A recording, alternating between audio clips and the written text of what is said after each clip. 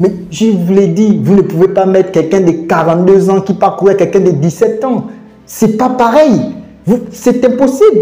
Mais là, pour moi, ça, c'est le vrai test du Barça. On verra ce que ça va donner, mais pour vous dire, le Real a part favori, mais il n'est pas favori à 100%. Parce que ce Barça-là, c'est des jeunes et des jeunes.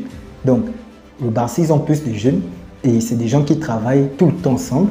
Et il y a d'autres qui sont jusqu'à l'équipe nationale ensemble. Donc, vous imaginez qu'arriver les automatismes, je vous dis, s'ils n'attrapent pas Fermin Lopez, s'ils ne réfléchissent pas sur Pedri, s'ils ne voient pas la Yamal et qu'ils attrapent seulement Rafinha, alors là, le Real aura de gros problèmes. Ça, je peux vous l'assurer. Le Real, non, des problèmes, sérieusement. Parce que je pense que, oui, le Barça, ils sont capables de relever le défi là. Et je pense qu'ils vont le relever.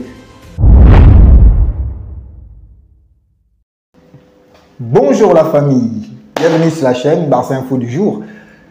Aujourd'hui, je vais rentrer direct dans le vif du sujet. Voilà, on se prépare à un classico. Voilà, ça se passe demain.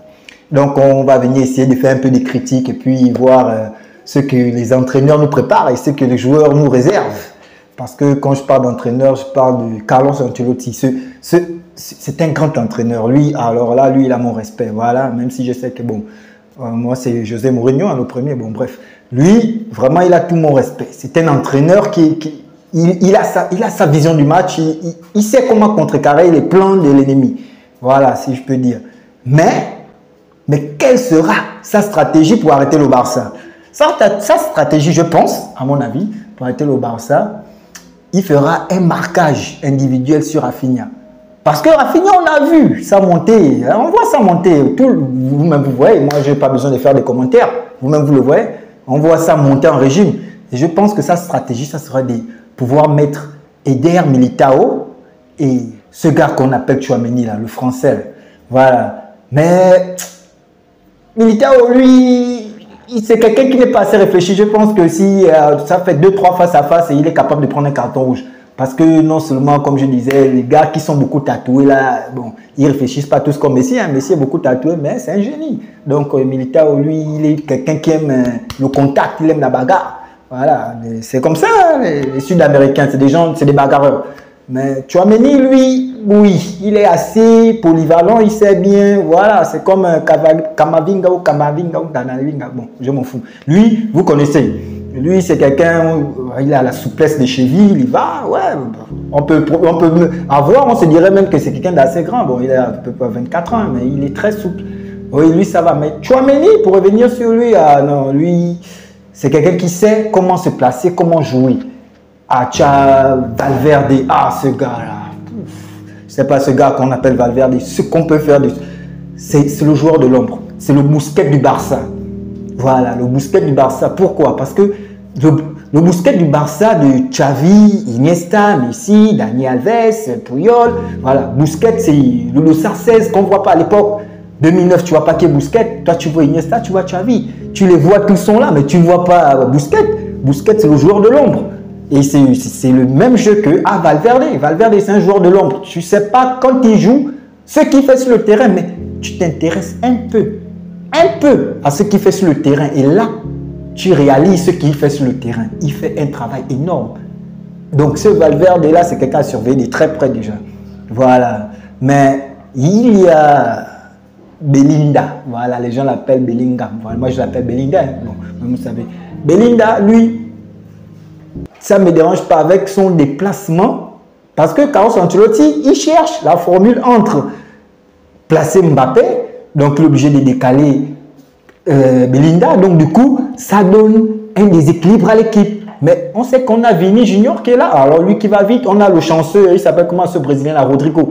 C'est des gens qui sont là, oui, mais entre Belinda et Mbappé, il y a un souci là. Donc le souci là, on a vu ça depuis le début de la saison, on ne sait même pas. Le Real, ils font des matchs nuls, ils perdent des matchs, voilà. Donc parce qu'ils n'arrivent pas à trouver cette colonne vertébrale là, entre ces deux là. Et du coup, nous, le Barça, ça nous avantage. Parce que quoi? Le Barça, eux, ils ont d'abord premièrement misé sur la jeunesse. Eux, ils y vont. Ils y vont direct. Et il n'y a pas à dire que tel manque tel, il faut appeler tel pour dire à tel de faire tel. Non, non, non, non, non, non. Mais j'ai quand même peur d'une petite chose au niveau du Barça parce que la défense haute là, ça fait peur. Parce que derrière, tu as Vinicius qui va sérieusement. Vinicius, lui, il va vite. Donc, il est capable de partir dans le dos des défenseurs. Tu as Rodrigo, tu as Mbappé, c'est des gars à transition directe. Ils jouent très vite, ils sont très rapides. Tu vois, donc la défense, je ne pense pas que notre défenseur, il est capable de rattraper Mbappé ou Vinicius dessus. Je ne pense pas voir Martinez se tatouer là, comme Lil Wayne, pour aller attraper Vinicius quelque part. Je ne pense pas qu'ils ont le même point de vitesse ou que Mbappé. Voilà, et c'est des gens devant les goals, ils ne ratent pas, ils ne se ratent pas. Non, c'est des gens, ils sont clairs. Ils savent que devant les poteaux, je te mets ça. Et on sait tout ce que ça donne. Donc, du coup, comment réfléchir?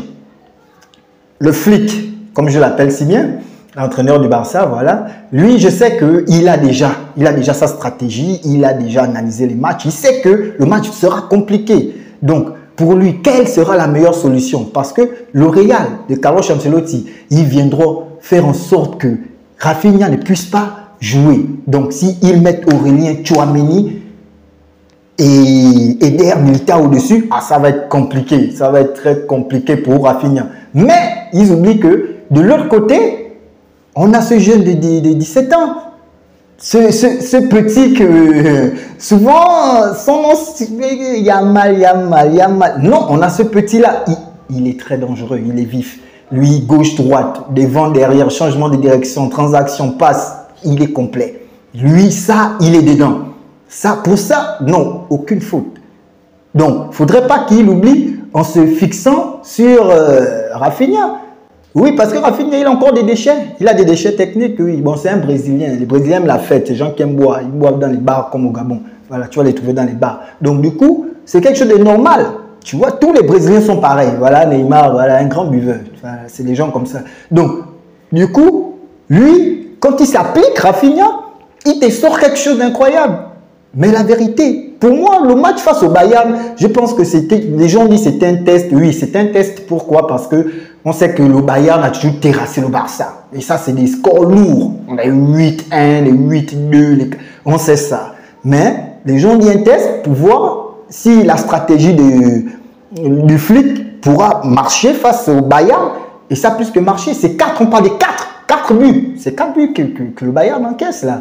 Doucement. On sait que le Bayern, c'est des chasseurs de titres. Ils sont premiers de leur poule. Hein. Ils sont premiers en championnat, ils sont premiers partout. Mais face au Barça, désolé les gars, le Barça, ça monte en régime. Bon, là, sur la feuille de match, le Real part favori.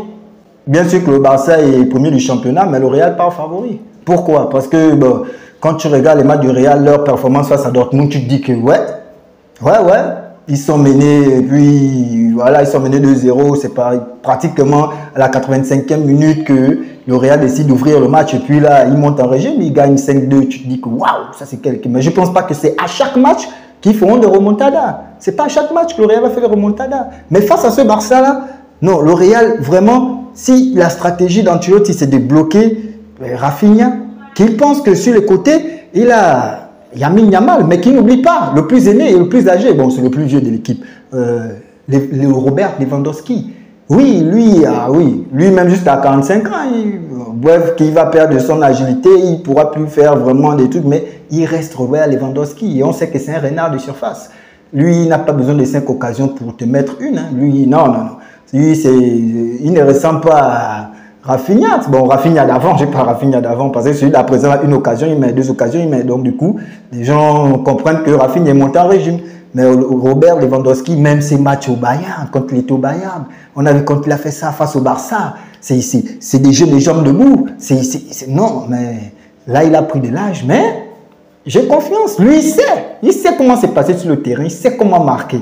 Donc, du coup, je vous dis, ne soyez pas surpris de samedi. Samedi, parce que j'ai vu beaucoup qui m'ont dit, samedi, vous allez pleurer, samedi, le Barça va regretter, samedi, face au Bayern, le Bayern, ce n'est pas une équipe. C'est aujourd'hui qu'ils me le disent, le Bayern, ce n'est pas une équipe. How? Et quand le Bayern terrassait le Barça, c'était une équipe. Là, ce n'est plus une équipe. Mais je vous l'ai dit, vous ne pouvez pas mettre quelqu'un de 42 ans qui parcourait quelqu'un de 17 ans. C'est pas pareil. C'est impossible. Mais là, pour moi, ça, c'est le vrai test du Barça. Parce que c'est des jeunes contre des jeunes. Bon, bien sûr, au Real, il y a plus de vieux. Parce que tu as celui, il était même au Gabon, là. Il s'appelle comment? Celui qui a les gros mollets, là. Bon, j'oublie, je veux me rappeler de lui. Monsieur Extérieur, moi je l'appelle comme ça, Monsieur Extérieur. Vous savez tous sans doute qui est. Luka Modric, voilà. Monsieur Extérieur, voilà, il y a des gros mollets. Il est comme l'autre là-bas qui est à City. Voilà, ils ont des gros mollets. Donc, du coup, non. Ce gars-là, il est vieux, oui. Mais, non, sa lecture du jeu, ça fait peur. Voilà, avec lui, tu as à côté, tu as Tchouaméni, tu as Valverde, le joueur de l'ombre, celui qui est comme s'il n'existait pas, mais il est là. Tu as Belinda qui court sans cesse. Lui aussi, il ne se fatigue pas. Il se donne à fond, il fait tout, il est dans tous les combats, tous les contacts. Dans le deuxième ballon, il est là. Donc, je pense que le Real, oui, le Real parle favori. Oui, ils partent tous favoris. Alors là, ils partent favoris. Là, ils ont l'équipe. Tu as Mbappé, tu as Vinicius, tu as Rodrigo. Bon, on verra ce que ça va donner. Mais pour vous dire, le Real part favori, mais il ne part pas favori à 100%. Parce que ce Barça-là, c'est des jeunes et des jeunes. Donc, le Barça, ils ont plus de jeunes. Et c'est des gens qui travaillent tout le temps ensemble. Et il y a d'autres qui sont jusqu'à l'équipe nationale ensemble. Donc, vous imaginez qu'arriver les automatismes, je vous dis, s'ils n'attrapent pas Firmin Lopez, s'ils ne réfléchissent pas sur Pedri, s'ils ne voient pas la Yamal et qu'ils attrapent seulement Rafinha, alors là, le Real aura de gros problèmes. Ça, je peux vous l'assurer. Le Real, non, des problèmes, sérieusement. Parce que je pense que, oui, le Barça, ils sont capables de relever le défi là. Et je pense qu'ils vont le relever. Mais moi, ce qui me fait juste un peu tâtonner, c'est la charnière centrale qui joue à la ligne médiane. Ça, vraiment, c'est effrayant. Parce que voir comment les flèches que le Real a là, qui jouent en transition directe, non. Non. Tu as Vinicius, tu as Mbappé, tu as Rodrigo, ces gens qui courent vite. Et derrière, tu as Luka Modric, tu as Valverde, tu as Tchouaméni, les gens qui ont la vision, la lecture du jeu. Donc, du coup, tu te dis qu'à tout moment, ils peuvent se prendre un truc direct. Voilà, ils se retrouvent direct face à notre gardien Peña. Même si je l'aime beaucoup, il est très bon. Mais là, après, tu constates que c'est compliqué. Mais c'est ça, mon principe, c'est ça. C'est ça le match. Bon, c'est ça le foot. Le foot est comme ça. Mais samedi, nous le dira. Samedi, nous le dira. Donc, ce samedi, qui est demain, je pense que les abonnés vont lâcher leurs commentaires. Ils vont beaucoup parler, ils vont nous expliquer. Mais je suis là, je vais répondre aux commentaires, pas de souci. Je vais répondre à tous les commentaires. Pour ça, il n'y aura pas de souci. Et le match, ça va donner quelque chose d'intéressant. Parce que si les deux coachs ont une stratégie d'offensif ou défensif, alors là, je ne sais pas. Mais ce qui est sûr, c'est que le Barça, actuellement, c'est un Barça qui attaque. Ce n'est pas un Barça qui recule. Il recule devant personne, devant rien. Ils ne reculent pas. Ils vont de l'avant. Comme je dis, le match face au Bayern, c'était pressing haut, pressing tout terrain. Donc, ils ont fait penser au Barça de 2009. Le pressing était haut, le pressing était vraiment waouh. Donc, s'ils nous sortent une prestation comme ça face au Real, je peux vous assurer que le Real n'a aucune chance. Alors là, aucune chance qu'ils nous prennent Militao. Mais Militao, c'est même quel genre de joueur? Militao, Tchouaméni, c'est pas celui qui a la tête bizarre. Il y a des joueurs auxquels non. Moi, franchement, je n'ai pas peur. Et je pense que le Barça, là, nous serons prêts. Je vous le dis. Bon, chers amis, la famille, abonnés, bon, comme je dis, j'attends vos questions et vos critiques dans les commentaires. Je serai là pour répondre. D'accord? Et d'ici là, la famille, vous vous portez bien, vous restez bien. La chaîne, c'est Barça Info du jour. Voilà. Et lâchez-nous toujours des commentaires. Nous sommes là pour vous édifier. On fait nos débriefs et on s'amuse en famille. Bon, d'ici là, portez-vous bien. Ciao la famille.